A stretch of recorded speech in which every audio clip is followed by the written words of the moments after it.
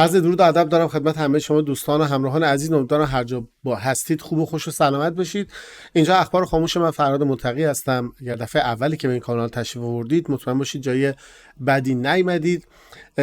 سخنرانی بسیار جالب، مصاحبه فوق‌العاده پرزیدنت ترامپ در شبکه فاکس نیوز با تاکر کارلسون رو داشتیم. برای شما به صورت همزمان دوبله کردم. حالا هم کمک به تقویت زبان انگلیسی میکنه، هم سریعتر میتونستم بهتون برسونم. فقط یه توضیح بدم، این مصاحبه احتمال داره در 3 یا 4 بخش پخش بشه، به خاطر اینکه خیلی فایل طولانی میشد، میدونم از حوصله‌تونم خارج بود. این بخش اولش رو دارم برای شما قرار میدم. اگر دوست دارید بخش دیگر رو هم در جریانش قرار بگیرید و ببینید، لطف کنید در کانال سابسکرایب کنید، دکمه قرمز روی ویدیو یا زیر ویدیو رو بزنید و بعد اون زنگوله و گزینه اول رو بزنید که بخش بعدیش هم که اومد بتونید در جریان قرار بگیرید و ببینید. اگر از این حالا برنامه راضی بودید ممنون میشم اگر لایک بزنید و در فضای مجازی به اشتراک بگذارید. اگر هم که جیمیل آدرس ندارید و نمیتونید سابسکرایب کنید، پیشنهاد میکنم آدرس کانال تلگرامی که پایین هستش که اسمش میوتد نیوز سره هم هستش، اگر در این کانال تلگرام خودتون رو اد بکنید، لینک ها رو اونجا من قرار میدم و میتونید اونجا هم مراجعه بکنید و قسمت های باقی رو ببینید. ما فکر کنم اخبار خاموش تنها کانالیه که اخبار آمریکا رو به صورت حرفه‌ای پوشش میده. کار خودش هم از تقریبا نوامبر 2020 شروع کرده. اگر علاقه دارید که در جریان اخبار آمریکا اون بخش مهم بین المللیش قرار بگیرید، ریز چرت و پرتاش معمولا نمیریم. سعی کنید که این کانال رو به خاطر داشته باشید و یه جوری راه ارتباطی خودتون رو با این کانال فراهم کنید، یا سابسکرایب یا تلگرام یا توییتر یا فیسبوک، هر جوری که راحت هستید. اما بریم سراغ این سخنرانی. بازم تاکید میکنم 3 یا 4 بخش میشه، این بخش اولشه. اگر که دیدید و راضی بودید میریم بخش دوم. اون میزان استقبالی که از این فایل ها میشه برای ما مشخص میکنه که تا چقدر جلوتر میتونیم پیش بریم. بریم ما هم ببینیم. Good evening and welcome to Tucker Carlson tonight. خب میگه عصرتون بخیر رو برنامه تاکر کارلسون خوش اومدید. Rare venture outside the studio for us. We're coming to you from a wet and windy Palm Beach, Florida, right outside across the water actually. میگه اتفاق خیلی نادری برای ما که از استودیو زدیم بیرون و اومدیم در هوای بادی و مرطوب پالم بیچ در فلوریدا، دقیقاً بیرون آب وایسادیم اینجا. From Mar-a-Lago. We spent the day there talking to former President Donald Trump. که یه روز اینجا بودیم تا بتونیم با رئیس جمهور سابق دونالد ترامپ وقت بگذرونیم و سوالامون رو بپرسیم. It was his first interview since he was arraigned in a Manhattan criminal court exactly 1 week ago. The Republican frontrunner for president arrested by a Democratic prosecutor on political grounds. Nothing like that has ever happened and we wanted to hear.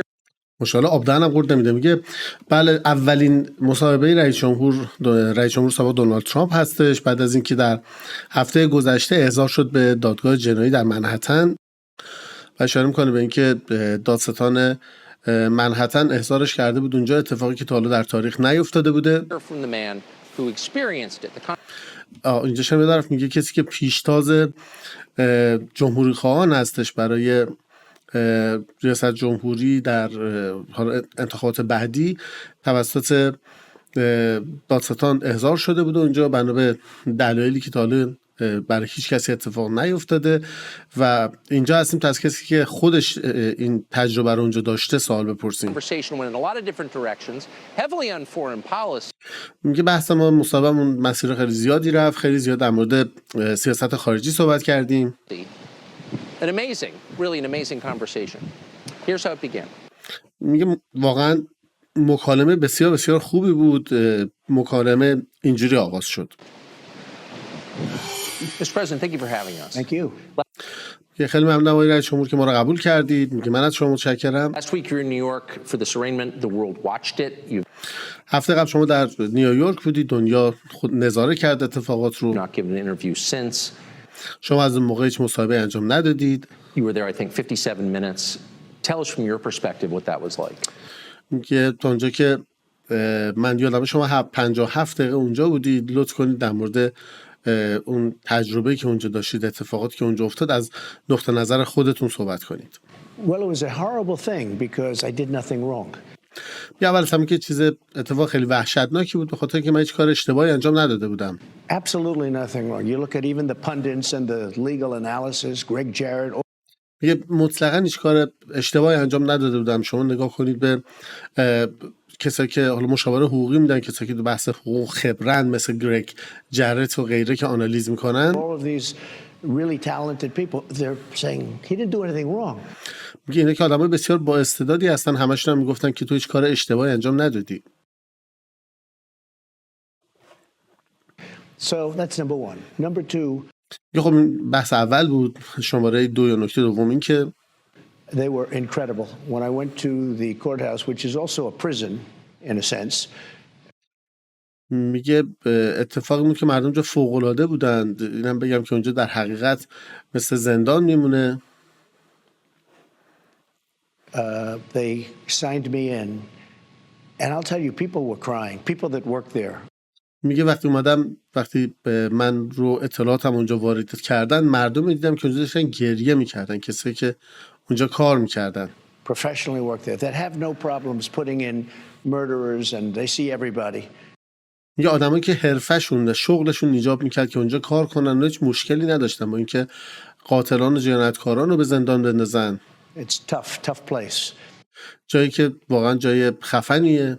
And they were crying. They were actually crying. They said, I'm sorry. They'd say 2024, sir, 2024. میگه اونا گریه میکردن واقعا و میگفتن با گریه میگفتن که ما خیلی متاسفیم. بعد میگفتن که 2024 منظورشونه که 2024 جبران میشه. And tears are pouring down their eyes. I've never seen anything like the whole... میگه اشکاشون هم اینجوری میاد پایین. من هیچ چیزی تا حالا اینجوری ندیده بودم. Those people are phenomenal. Those are your police. یه آدمای فوق‌العاده‌ای بودن. کسایی بودن که پلیس بودن. Yep. Those are the people that work at the courthouse. یا آدمایی بودن که اونجا توی دادگاه مشغول به کار بودن، یعنی کارمند دادگاه بودن. They're unbelievable people. آدمای واقعا غیر قابل باوری بودن، یعنی فوق‌العاده بودن. Many of them were in tears or close to it. خیلی‌هاشون یا داشتن گریه می‌کردن یا نزدیک گریه کردن بودن، یعنی با بغض بودن. Many apologists were sorry, sir. We're sorry. خیلی‌ها داشتن همش عذرخواهی می‌کردن. ما متاسفیم آقا، ما متاسفیم. They had to have me do certain things. They said, sir, میگه خب اونا باید به من میگفتن کارهای مشخصی انجام بدم، مثلا مثلا انگشت‌نگاری و کارهای دیگه است. I can't believe I have to ask you. I can't even believe that I have to ask you to do it. میگه طرف میگفتش که من باورم نمیشه، واقعا باورم نمیشه که از شما باید بخوام که مثلا این کارا رو انجام بدید. You could see. So in one sense it was beautiful. میگه خب از یه طرف واقعا اتفاق زیبایی بود. Because they get it. مثلا که اونا درک میکردن چه اتفاقی افتاده. In another sense, you know, it's nasty. I went to the Wharton School of Finance. They didn't teach me about that. میگه از طرف دیگه واقعا اتفاق وحشتناکی بود. من به مدرسه مالی وارتون رفتم. اونجا به ما در مورد این چیزا هیچ یاد نداده بودن. That wasn't like in the cards. No, that wasn't. تا که میگه آره بخش احضار شدن و اینا به دادگاه رو یاد نداده بودن. That wasn't. We didn't have a class on arraignment. یا اونجا واقعا ما کلاس احضار شدن تا حالا نداشتیم، ترمی اینجوری واحدی رو پاس نکرده بودیم. And you know, it was a sad day in many ways, and in many ways it was a beautiful day. در مورد در خیلی جا واقعا روز غم انگیزی بود، در یه سری موارد هم واقعا روز قشنگی بود. Because the people understand. I didn't know this was happening, but چون واقعا مردم میفهمن. من نمیدونستم که همچه اتفاقی داره میفته، اما the poll numbers have gone through the roof. اعداد نظرسنجی واقعا خیلی رفته بالا، به سقف رسیده. The people get it, and the other ones are hoaxes also. You know, the box hoax. Look at Biden; he's got 1,850 boxes, and you know. میگم همچنین دروغای مسخره‌ای که میگن و این اعداد ارقامایی که در میارن و بعد میگه که گفتن که تعداد باکس های بایدن به 1850 رسیده که واقعا نمیدونم داره در مورد چی صحبت میکنه، داره استعاره حرف میزنه. That's a hoax, and then the one in Atlanta where I had a perfect phone call. This is all weaponization. They're weaponizing our. میگه این چیزایی که اطلاعات دروغی که دارن از طرف کمپین بایدن میدن کاملا مشخصه. بعدم باز به یه اتفاق دیگه ای داره اشاره میکنه، میگه مثل اون اتفاق آتلانتا که یه تماس فوق‌العاده، یه تماس درست حسابی. آتلانتا منظورش متوجه شدم چیه داره میگه. بحث آتلانتا تماسی که پرزیدنت ترامپ گرفته بودش با رافنسبرگر در جورجیا و بهش گفته بودش که آقا این رأی‌ها رو یه بار دیگه بشمون، مطمئنم که اشتباه کردی و غیره.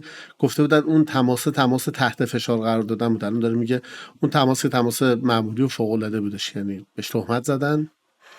میگه دارن مسلح میکنن، میگه دارن سیستم قضایی مسلح میکنن. Justice system, Tucker, and they think if they go and give you a subpoena, you know. و فکر میکنن خیلی راحت میتونن بیان به تو احضاریه بدن. I guess I'm very well known and people understand it and they get it and maybe. من فکر میکنم من کاملا شناخته شدم، مردم میفهمن و درک میکنن. I have a bigger platform so I can explain it. و میدونن که من یه پلتفرم بزرگ خودم دارم، میتونم برم اونجا همه چی توضیح بدم. But if you're somebody, a Republican, let's say, running for office and you get a subpoena.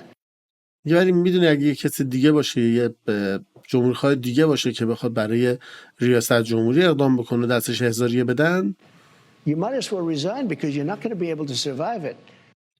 میگه قطعا اگر شما باشید برید استعفا میدید، یعنی بی خیال کاندیداتوری میشید، چون میدونی که احتمال زیاد زنده نمیمونین تهش. And the voters aren't going to handle it. The voters aren't going to take it. حتی رای دهنده هم نمیتونن یه همچین چیزی رو هندل کنن، اونا هم نمیتونن یه همچین فشاری رو تحمل کنن. What they're doing is weaponizing the system and there's never been anything like it. And it's all this. میگه کاری که دارن میکنن مسلح سازی قوه قضاییه است. حالا همچین چیزی رو به این شکل به هیچ عنوان نداشتیم. Information. You see, the other. و همچنین این اطلاعات غلطی که دارن پخش میکنن. Day, Afghanistan. One of the worst things I've ever seen. I think the most embarrassing moment that this country's ever had, frankly. یه اطلاعات غلط پخش میکنن، مثلا مسئله افغانستان که من فکر میکنم واقعا یکی از بدترین اتفاقاتی بودش که تا حالا دیده بودم. من فکر میکنم که بسیار لحظات خجالت آوری بود. میگه اتفاقات خجالت آوری که این کشور تا حالا به خودش داشته بود. واقع بینانه باید بگم که این حالتی که ما از افغانستان خارج شدیم یه حالتی بود که انگار داشتیم فرار میکردیم، واقعا تمسخرآمیز بود. و to be there. And I had that so good, so tight, so tough. I spoke to the leader.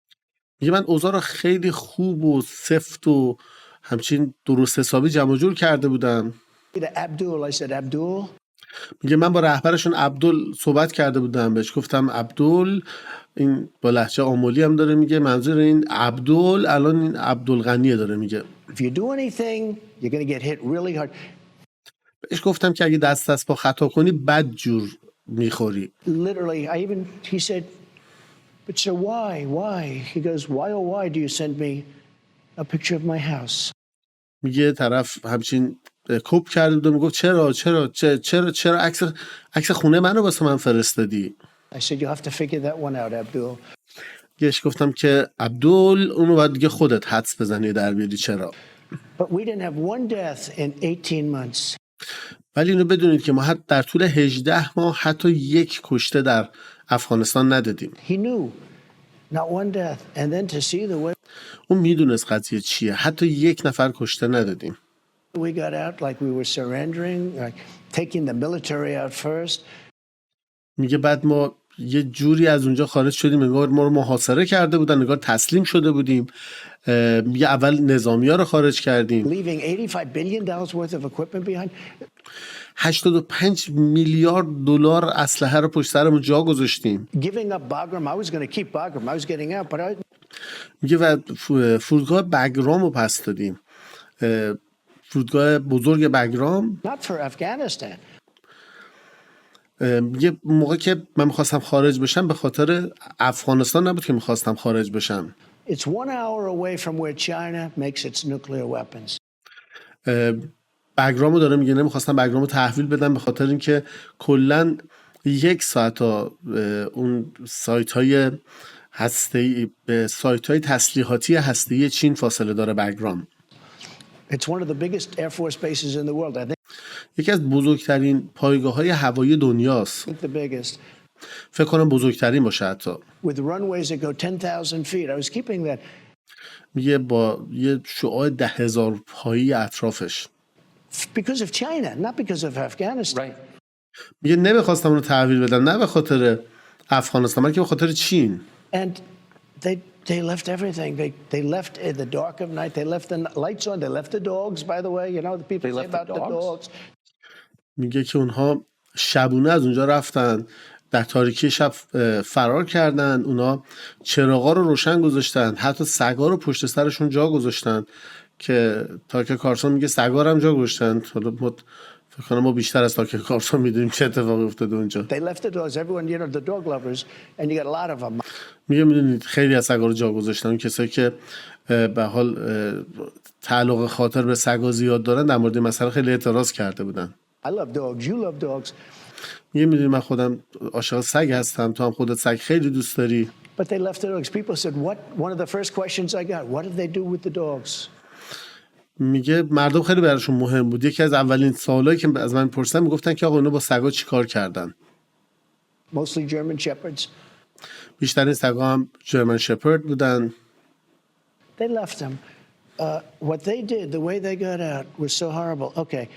میگه اونا سگا رو پشت سر جا گذاشتن. اون حالتی که اومدن بیرون، حالتی که اونجا فرار کردن واقعا وحشتناک بود.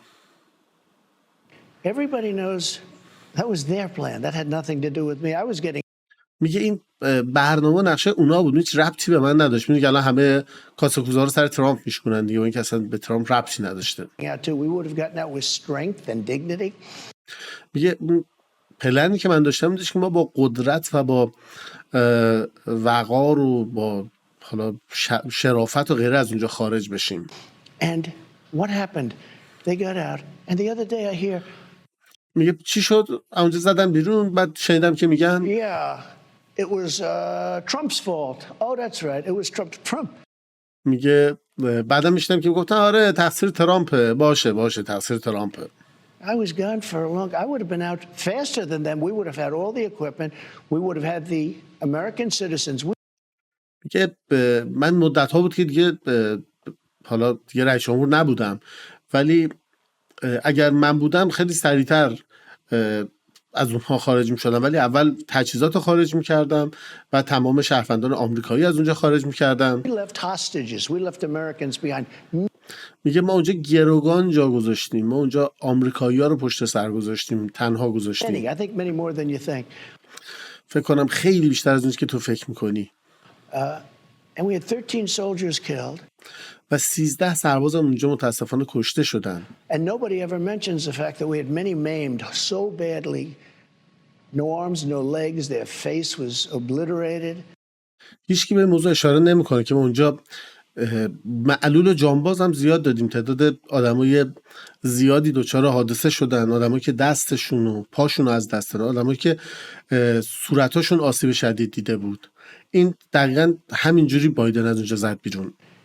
This is the way this guy got out. We would have gotten out with dignity and strength. We were going to. میگه ما برنامه این بودش که با شرافت و با وقار از اونجا خارج بشیم. برنامه ما اینجوری می‌خواستیم خارج شیم. But I was taking 100% of. I said, I want every nail. I want every screw. میگه من می‌خواستم که 100% تجهیزات رو برگردونم. من گفته بودم که حتی هر میخ و هر پیشگوشتی که اونجا هست، هر چیزی که اونجا هست باید برگرده. Want the tents? They said, sir, the tents are very hard to take out. I said, میگه گفته بودم حتی چادرها رو باید برگردونی. گفته بودم این چادرها خیلی سخته جابجاییشون. I want the tents. I want the tanks. I want the planes. I want گفته بودم چادرها رو میخوام، تانک‌ها رو میخوام، هواپیماها رو میخوام. everything. گفته بودم همه چیزو میخوام. And a couple of them fought me on it. جالب بود که حالا یه سرشون هم سر این داستان با من سعی کردن مقابلم بکنن. Like Millie, he said, sir, I think it's cheaper to leave the equipment behind. میگه مثل جنرال میلی که حالا ترامپ هم خیلی دل خونی ازش داره، حقم داره. میگه میلی با هم بحث می‌کرد، میگه بعضی از چیزا رو قربان بهتره که پشت جا بذاریم، ارزان‌تره تا اینکه بخوام بیاریم. I said, let me ask you, we have a plane that cost $100 million. It's sitting there. All it needs is a tank of gas, right? میگهش گفتم بذار یه سوال ازت بپرسم. ما یه هواپیما داریم که حالا 100 میلیون دلار، صدها میلیون دلار میارزه. تنها چیزی که لازم داره اینه که بهش بنزین بزنی بهش، یعنی باکشو پر کنی با بنزین. Give me a little jet fuel. We'll fly it to Pakistan or any place else, or we'll fly it directly home. میگه گفتم بابا یه جت کوچولو بده، با همون تجهیزات اونجا پرواز میکنیم میریم پاکستان، یا اصلا اونجا پرواز میکنیم مستقیم میام خونه، میام آمریکا. You say it's cheaper to leave $100 million plane. Sir, I think overall it's cheaper. میگه گفتم وقت به من میگی که اینکه ما 100 میلیون دلار رو پشت سر بذاریم به صرفه تره، یا اگرش گفتش که قربان من فکر میکنم که کلا همه جای دنیا این چیز ارزون تره. These are idiots we're dealing with. این مش احمق و ابله بودن که ما باشون سر کار داشتیم. They left $85 billion worth of equipment. اونا 85 بیلیون یا همون میلیارد دلار رو پشت سر جا گذاشتن. They left our American citizens behind. اونا شهروندای آمریکایی ما رو پشت سر جا گذاشتن. And they moved the military out first. No, you move the military out last. بعد اول از همه اومدن ارتش رو تخلیه کردن، بعد ارتش رو بذاری آخر خالی کنی. I did a little skit with a 5-year-old kid. I said, let me ask you, here's the situation. I explained the situation. I said, میگه با یه بچه 5 ساله داشتن صحبت میکردم، بهش شرایط و موقعیت رو توضیح دادم، گفتم که این وضعیت اینجوریه. would you take the military out first or would you take it out last? یه ازش پرسیدم حالا اگه شرایط اینجوری باشه تو اول ارتش رو خارج میکنی یا ارتش رو میذاری آخر خارج میکنی؟ I take it out last. بچه گفته من آخر خارج میکنم. 5-year-old. But بچه 5 ساله.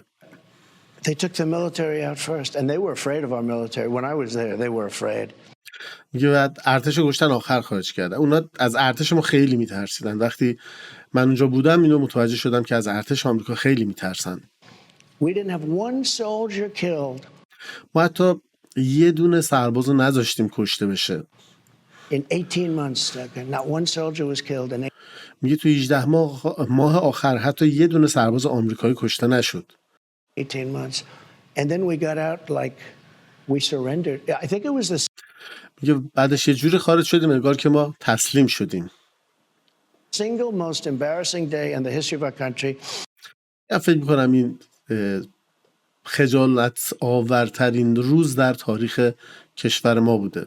It was totally their fault. They didn't go by anything because میگه 100% مقصر این داستان خود اونا بودن، نمیتونن به چیز دیگه ربطش بدن. we had a system of getting out.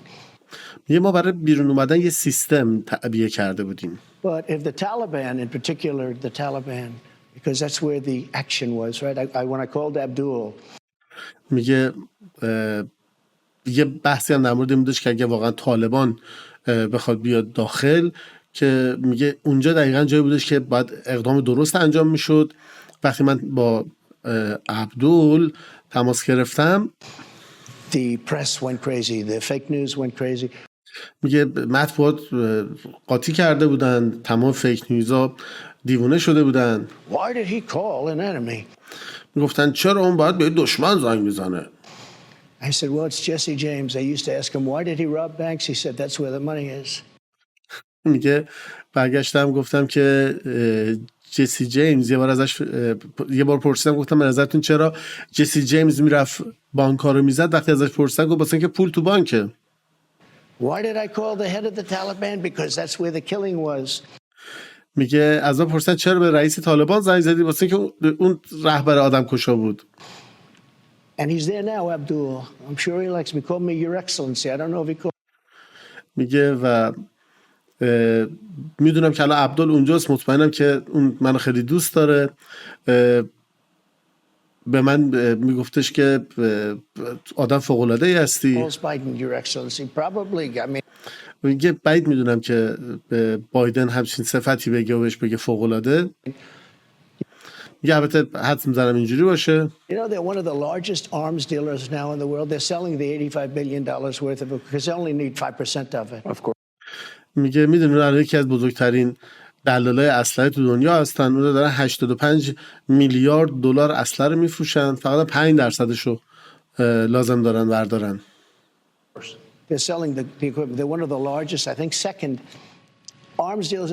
Brand new helicopters. میگه اونا تقریبا که از بزرگترین دلایل اسلحه هستن. من فکر کنم دومین هلیکوپتر تولید شده جدید دنیا رو اون الان در اختیار دارن و brand new airplanes, هواپیمایی تازه تولید شده brand new tanks. Unbelievable. و همچنین تانک های تازه تولید شده، منظوری که حالا جدیدترین تکنولوژی دارن. میگه واقعا باور نکردنیه. What we left behind. میگه باور نکردنی این چیزا که ما پشت سر رها کردیم و We اومدیم. ran, and there was no reason to. میگه ما اونجا فرار کردیم. بعد مثلا که اصلا نیازی به این کار نبود، دلیلی نداشت فرار کنیم. I had them. I could have stayed there for 5 years. میگه من اونا رو اونجا نگه داشته بودم تو همون موقعیت و میتونست تا 5 سال دیگه هم اونجا بمونیم. منظوری که هم تجهیزات و هم طالبان و اینا رو به حالت منفعل در آورده بود دیگه. If I wanted to, I wanted out. 21 years was enough. میگه من تصمیم داشتم که خارج شم، به خاطر اینکه 21 سال دیگه کافی بود. I wanted out. We shouldn't have been there in the first place. میگه اصلا همون روز اول رفتن به اونجا اقدام اشتباهی بود. همون اول ما نباید میرفتیم اونجا. But when I see what happens, when I see the level of stupidity and میگه ولی وقتی میبینم چه اتفاقی افتاده و وقتی اون درجه حماقت و بلاهت رو میبینم because of that, it's all a big web. و وقتی به خاطر اون نگاه میکنم یه تارهای بزرگی رو میبینم که هم تنیده شده. Because of that, I think Putin, who would have never gone into Ukraine, میگه و من فکر میکنم به خاطر اون مسئله اگر اون اتفاق نبود هیچ موقع پوتین به اوکراین حمله نمیکرد. when I was there, would have never. I talked to him about it often. میگه وقتی من اونجا بودم در موردش با پوتین صحبت کردم. Would have never ever done that. When he saw that I wasn't there and he saw these fools, these stupid people. باهاش صحبت کرده بودم و گفته بودم که به هیچ عنوان این کارو نکنه. میگه ولی وقتی دیدش که من رئیس جمهور نیستم و نگاه کرد که این احمقا چجوری این آدمای ابله دارن کار میکنن. And think of that, the way they left Afghanistan and nobody was fired. و نگاه کردید اینا با این وضعیت افغانستان رو ترک کردن، هیچ کسی هم از سر کارش اخراج نشد. I fired a lot of people because if they didn't do a good job, I'd fire them. I'd put somebody else. من آدم خیلی زیادی رو اخراج کردم به خاطر اینکه سر کارشون خوب نبودن، کارشون درست بلد نبودن، مثلا تو بحث داروسازی. You talked to Putin about Ukraine. What did you say to him? میگه شما در مورد اوکراین با پوتین صحبت کردید، چی بهش گفته بودید؟ I could see that he loved it. میگه من میتونستم ببینم که خیلی دوست داشت این کار رو انجام بده. And I said, He loved Ukraine. he considers it. میگه اصلاح میکنم، میگه میتونستم ببینم که خیلی به اوکراین علاقه داشت. بعد تا که میپرسه که واقعا به اوکراین علاقه داشت، to be a part of Russia. میگه اون در نظر داشتش که اوکراین رو بخشی از روسیه تبدیل کنه. Yeah. I said, not when I'm president. We had a میگه بهش گفتم هم چیزی به هیچ عنوان امکان پذیر نیست. very میگه رابطه خیلی خوبی داشتیم. good relationship. He was, I mean, look, I was the worst thing that ever happened to him. میگه من بگم من بدترین اتفاقی بودم که تا حالا برای پوتین اتفاق افتاده بود. I closed up his pipeline. من لوله هاشو بستم، یاد وازکتومی افتادم. میگه من لوله های نفتشو دادم ببندن. You never heard the words Nord Stream 2 until I came along. Nord Stream 2 is their pipeline. میگه شما تا حالا اسم نورد استریم 2 رو نشنیده بودید. نورد استریم 2 اسم اون لوله های نفتی بوده. وقتی من اومدم تازه اسمش شنیده شد. And I had a great relationship with him. و من رابطه بسیار خوبی باهاش داشتم. But it was very tough because they had a fake Russia investigation. ولی خیلی سخت بود به خاطر که اونا یه تحقیقات جعلی رو به نام تحقیقات روسیه آغاز کردن. اشاره میکنه به اینکه ترامپ رو می‌خواستن به عنوان جاسوس روسیه معرفی کنن. And I told him and he told me. He said it's very hard for us to deal, don't you think? I said very hard. میگه اون خودش هم گفت برام خیلی سخته که با شما معامله کنیم. من فکر می‌کنم که خیلی سخت باشه. Because we have a fake investigation that turned out to be a fake. For 2 years it went on. میگه میدونید که یه تحقیقات فیکی رو داشتیم که این تحقیقات فیک 2 سال تمام طول کشید. And we could have done very well with Russia. They have great minerals, they have great things that we want. ما میتونستیم با روسیه خیلی مسیر بهتری بریم چون اونا معدن‌های خیلی خوبی دارن و میتونستیم چیزایی دارن که ما احتیاج داریم، میتونستیم بهتر با هم دیگه باشیم. We could have, and they need the money and they need other things. خب اونا هم به پول احتیاج دارن، به چیزای دیگه احتیاج دارن. But that interfered. That was a terrible thing. That was actually a treasonous thing to do. میگه اما اونا اومدن مداخله کردن تو داستان، در حقیقت یکی از خیانت‌آمیزترین کارهایی بودش که انجام دادن. Those people should have been arrested. They made it up. اون آدم‌ها دستگیر می‌شدن، اونا بعد یه چیز خودشون درست کرده بودن، داشتن به خورد مردم میدادن. They made up a problem with Russia that didn't exist. Now اونا اومدن یه مشکلی با روسیه ساختن که اصلا وجود خارجی نداشت. they've all admitted it didn't exist. It was just on to the next one. میگه اون خودشون بعدن اعتراف کردن که همچین چیزی وجود نداشت، ولی خب بعد دیگه رفتن سراغ، یعنی دیدن اینو نتونستن، رفتن داستان جدید شروع کردن. I often say, they said to me the other day, one of your fellow journalists said, میگه من اغلب میگفتم، یه بارم یکی از همکارای روزنامه‌نگار شما گفتش who's the biggest problem, sir? Is it China? Could it be Russia? Could it be North Korea? No, I said the biggest problem is from within. یه از من پرسید بزرگترین مشکلی که وجود داره چیه؟ به نظر شما چینه؟ به نظر شما روسیه است؟ کره شمالیه؟ و من گفتم نه، بزرگترین مشکل داخلیه، مشکلی که از داخل کشوره. It's these sick, radical people. میگه آدم‌های مریض و تندرویی که وجود دارن From within, because we can handle, if we're smart, we can handle Russia, China. I did. میگه به خاطر اینکه اگر ما آدمای باهوشی باشیم ما میتونیم روسیه و چین و حالا کره شمالی رو هندل کنیم، یه جوری باشون کنار بیام. میگه هم کاری که من تونستم انجام بدم. I took in billions and billions, hundreds of billions of dollars from China. میگه من صدها میلیارد دلار از چین پول گرفتم. No other president took in anything, and هیچ رئیس جمهوری قبلا نتونسته بود پولی از اینا بکنه. they respected me. Here's the same thing, you know. میگه اونا برای من احترام قائل بودن. این دقیقاً همون مسئله است. I told him you can't go into Taiwan. You can't do it. بهش گفتم تو نمیتونی بری سر وقت تایوان، نمیتونی. I won't tell you exactly what I said, but it was something that probably a lot of people wouldn't like if they heard it, but it was very tough. Don't.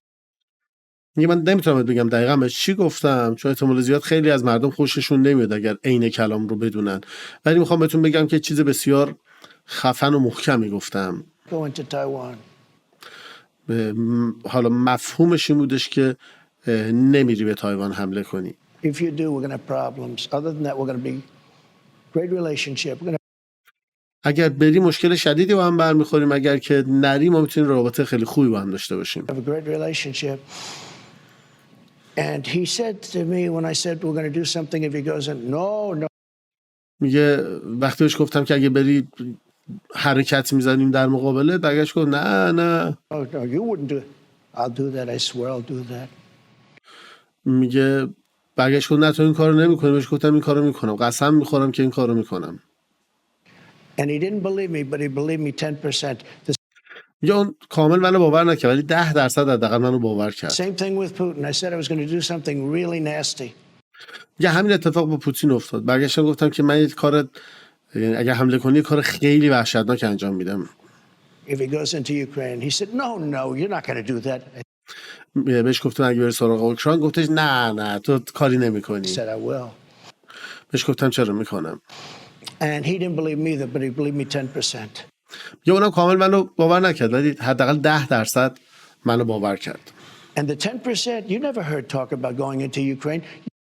میگه و با همین 10% شما هیچ موقع نشنیدید که اون بگه من میخوام برم به اوکراین حمله کنم. You never heard talk about going into Taiwan. هیچ موقع نشنیدید که چین بگه من میخوام به تایوان حمله کنم. Until I was no longer there. Now, what a mess the world is in. میگه تا وقتی که من اونجا بودم همچین چیزی نشنیدید، ولی الان رو ببینید که وضعیت دنیا چه جوریه، چه بلبشویه که واقعا داره راست میگه. یعنی یه سری جنگ الان داریم، یه سری جنگ بالقوه داریم، هر لحظه ممکنه شروع شه. What a mess. بله، این بخش اول سخنرانی میگم مصاحبه پرزیدنت ترامپ با تاکر کارلسون در فاکس نیوز بوده. امیدوارم که بخش یک رو فعلا علل حساب پسندیده باشید. اگر پسندیدید لطف کنید لایک بزنید، در فضای مجازی به اشتراک بگذارید.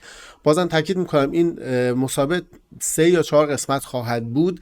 اگر دوست دارید که قسمت بعدی هم در جریان قرار بگیرید لطف کنید در کانال سابسکرایب کنید که برای شما نوتیفیکیشن بیاد. اون زنگوله رو بزنید، گزینه اول رو هم بزنید، قطعا از دستش نخواهید داد. اگرم احیانا جیمیل ادرس ندارید و یوتیوب رو با وی پی ان دارید میبینید شرایط جوریه که نمیتونید سابسکرایب کنید، آدرس کانال تلگرام و صفحه است میوتد نیوز سرهم، یا میتونید توییتر منو اد کنید یا فیسبوک هم اد کنید. به حال لینک ها رو تو این فضا قرار میدم، از اون طریق میتونید به جمع ما اضافه بشید. خوب و خوش و سلامت بشید تا وعده بعدی خبری. فعلا خدا نگهدار.